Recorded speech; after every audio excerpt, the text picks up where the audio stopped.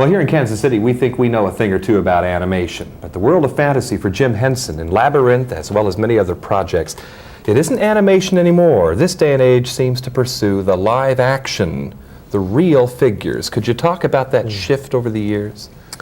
Well, it's interesting. I think some of the things that we're doing in films these days, people are using puppetry where, just maybe 10 years ago, they would have done the same effects in stop motion. But I think it's just the technology has been progressing.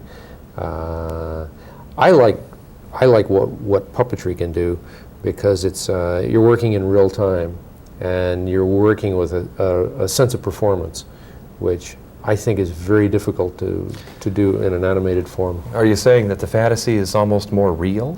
Well, it's a different thing. Kind of a paradox, isn't it? Yeah. I think with films we're working in a kind of reality.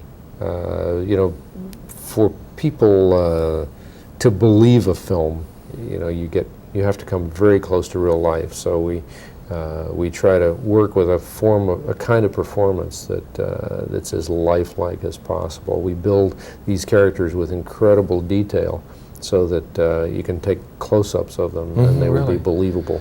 Now, I've talked to a number of Disney's animators, and they're all really quite a bunch of characters. They regard themselves as actors, and they take on the roles. Do the operators of the puppets see themselves in a similar way?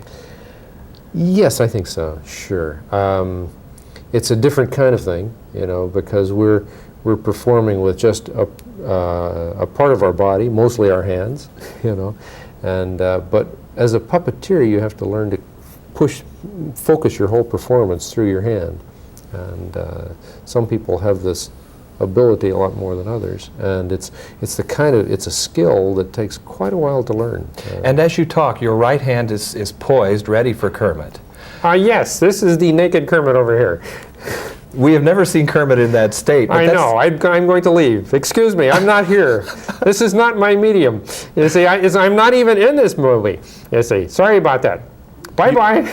You slip into it so naturally, don't you? Well, he's been around a long time. Yeah. He's always nearly there, yes. Is the hand and the shoulder even maybe a little bit more developed than the rest of your body?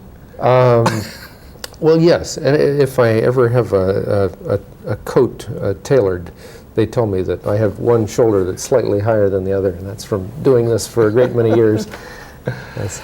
If people say that in many ways Jim Henson is today's Walt Disney, do you resist the comparison, and if so, why? Yes, I do. Because I think Disney was a very unique individual, and I love what he did. I'm a major admirer of his work. The big fantasy films, animated films that he did over the years were certainly an influence on me. So I'm not trying to walk in his footsteps at all. Let's turn that on its head, though, in that your work has been seen by many of the viewers looking at you now when they were younger, especially on Sesame Street. Do you ever feel that sense of, good heavens, I've helped shape a whole generation? Well, I think when you're working with the age audience of Sesame Street, which is basically preschoolers, anywhere from 3 to 5, 6, 7, and we've been doing that for nearly 18, 19 years now. You develop a sense of responsibility for your audience, and I think we're aware of the influence and what that responsibility means, and so from my standpoint as a person who just works in television, I feel that we have to really be careful what we do and to try to do the kind of thing that you want out there to be seen by your kids and to be sort of shaping kids' minds. It's not like a television show will change a person's mind or make them into something different, but it's an influence, and I think as creators of this influence, I think there's a lot of responsibility that the networks have, that the motion picture companies have. What about the officials, the guardians, as it were, the makers of children's television? Have they continued to seek you out for advice, maybe, if not actual production work? Well, a little bit, certainly, to a certain extent. I don't feel I'm an expert in this. I have not studied psychology or sociology or any of those things. Most of my own gut feelings come a lot just from being a parent. You know, I've had 5 kids, and but I don't feel I'm an expert in this.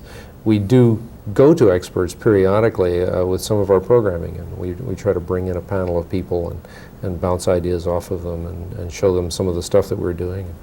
You don't seem to be slowing down. Labyrinth is by far the biggest project I've seen from you. True enough? It's probably it's one of the biggest things we've tried to do, and one of the most fun for me. I had a terrific time doing it. And it went quite remarkably smoothly with no major hitches, and it's been a lot of fun all the way. I'm wondering at the same time if we could have a hint as to whether or not Kermit and Miss Piggy will be left at the altar or if they will be permitted to start a family of their own, which is always a mind-boggling idea anyway. It is. That's a frightening idea. I don't think, see, Kermit and I don't think that he's married, you see. Piggy and Frank, I think feel differently, but you know, as far as Kermit is concerned, he made a movie, and he was an actor in that movie, and he played the part of someone who married Miss Piggy. But I see. We'll wait and see. Interesting. Wait until we get into another Muppet movie, and we'll see what happens then. Now I'm going to waive closing this out because I'd love to have Kermit come back for a final farewell. I'm with KCTV 5 in Kansas City, and could Kermit maybe say goodbye from Dallas? This is Kermit the Frog saying goodbye from Dallas.